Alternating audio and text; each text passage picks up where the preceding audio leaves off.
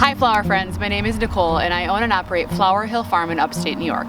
So I see a lot of people who are asking what it's like to be a flower farmer, and I thought I would go ahead and talk about some of maybe the ones that are not so ready for Instagram, the actual behind the scenes, what happens every day on a flower farm. Number one, your nails. They'll always have dirt. Even if you start out wearing gloves, you know they're coming off. Don't even get me started about my toes. Number two, everything that you have to do in a flower farm will take you much longer than you anticipate. Like harvesting flowers. Do you have 18 bouquets to cut and make? Well, that's gonna take you hours. Making those bouquets, even more hours. And that's okay, because at the end of the day, you have beautiful flowers. Number three, you cannot sit down and take a break for any reason. You can't go to the bathroom, you can't eat, and you cannot get a drink, because if you sit down and you attempt to stand back up, your feet are going to kill you and you will no longer be able to walk. Your favorite flower is going to change at least 15 times a season. Every time you have a new bloom, it's going to be your new favorite flower. Favorite. Favorite. Favorite. Favorite. Favorite. Favorite. Your attempt for fancy Instagram photos, there's gonna be bloopers. Embrace them, it's part of the job. Plus, I have to tell you, there's this color purple that looks great to the eye, but it does not photograph well. Avoid photographing that color purple. Oh, speaking of Instagram, that fancy floral flower farmer leather belt that has a $185 price tag, super cute for those social media posts, but I find this $12 one from Dickies works just fine. It holds all of my Fiskars, and guess what else it holds? My phone, because that's number 7. You will lose your phone at least 5 times a day. I have lost it in the tulip bed, in the daffodil bed. The strangest place that I lost my phone fell out of my hoodie pocket and under the stairs. I have no idea how that happened. So this Dickies belt's great. Number 8, have you ever ran a half marathon or done one of those fancy CrossFit workouts? That's exactly what you'll feel like you've done after a day of flower farming. I basically do 3,000 squats in a day. Major calorie burn. Boxes will just start randomly showing up at your door, and you have to claim that you have no idea what's inside of them, even though you clearly remember ordering those tubers and bulbs the week before. The catalogs, oh the catalogs, 3 or 4 a day, sometimes more. You'll add yourself to every mailing list from every company that's ever sold a cedar bulb in their entire lives. Also a good idea to claim you have no idea where these came from. Number 11, meal prep. Are you just feeding yourself, or do you have a family to feed? Because you will not be doing either of those. My favorite snack is to just grab a cheese stick, because that's likely the only thing that you're going to be eating in the course of the day. On more than one occasion, I've yelled in from the flower fields, "No dinner plans, cheese crackers!" Number 12, you can't take a vacation. Never, not even a 24-hour break. And that's okay, because you're busy taking care of your newborn babies, otherwise known as your plants. Especially if you're soil blocking, those plants need water at least every 24 hours, or you're gonna find them dead in the water, or dead without water. Number 13, you will get sap from the bottom of narcissus on your clothes. I repeat, you will get sap on your clothes. Please don't wear any good clothing while you're harvesting these flowers. Oh! You will break the stems of tulips as you're attempting to harvest them. It's okay to cry.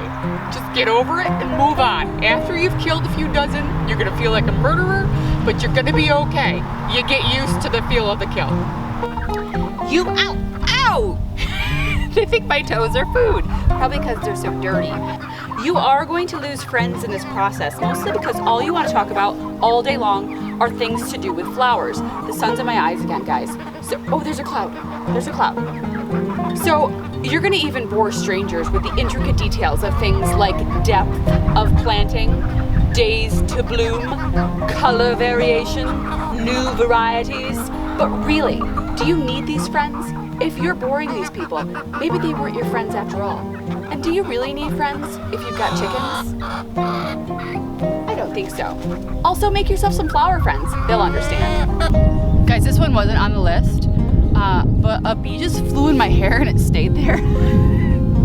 You're gonna become an expert on bugs. I swear to God. You're gonna be like, oh, that's a ladybug larva. That's good. Oh, that's a lacewing. So you're gonna know all the things about bugs, and you're gonna be closely inspecting your flowers for any evidence of damage, like it's your job, because actually, it is. Oh, see, the bee was in my hair again. You're going to be doing a lot of reading. For instance, good bug, bad bug. This is how you're gonna learn which bugs are good and which bugs are bad, exactly like it says on the cover. Also, you might want to invest in the books by Lisa Mason Ziegler. Cool Flowers. This will get you flowers earlier in the season. Also, another book by Lisa Mason Ziegler. Vegetables Love Flowers. These are my flower Bibles. I'm just going to be honest. I reference them often. I also took the class by Lisa Mason Ziegler called Introduction to Flower Farming. And then I took the class by Dave Dowling, Advanced Flower Farming. I learned more than I thought that I would, and it was a great sense of community, which brings me to my next fact. The community that you're joining is an amazing community. There are flower farmers across the world who come together on social media, and we are cheerleaders for each other. We're support systems for each other, and we're just an amazing, you're celebrating their accomplishments with them. People are posting pictures of their bouquets and their flower fields, and you're just cheering them on because you want to see them succeed just as much as you want to see yourself succeed. Just one comment on that. If you're a newbie, please use the search function. 10 other people had that same question just this week. Am I in the shot? I don't even know. What am I saying this time? Number 19, you will become overwhelmed and you will make mistakes. This is my beautiful flower. I have a few flower beds right here. I've got some stuff doing beautiful. They're a little burnt from the 90-degree days, but guess what? They're gonna make it. Behind me, an entire bed of scabiosa, fried. I pulled up the black plastic because it was 90 degrees for 2 days, and I lost 80% of my scabs. You know what? I cried. I'm over it. The ones that are gonna make it are gonna be great. Also behind me, that was dill and lemon basil, fried. Mrs. Burns lemon basil's fried. I think I have 3 plants that survived, but you know what? I have more seeds. I'm gonna go get them. I'm gonna put them in the ground, and it's gonna be okay. And fact number 20, perhaps the most important fact of all, is that you are going to fall in love every single day. Every time you have a new bloom, you're going to be brought back to life from any failure that you had before, I promise you. And the biggest surprise to me throughout this entire thing is the way that giving flowers and having people receive or even just see my flowers and have their reaction makes my day. It's been an absolute joy to be a part of. I know this is just a small summary of what we do every day, and it's kind of like a spoof on flower farming, but guess what? These things are real and they happen. Of course, there's a lot more that goes there's a lot more that goes around.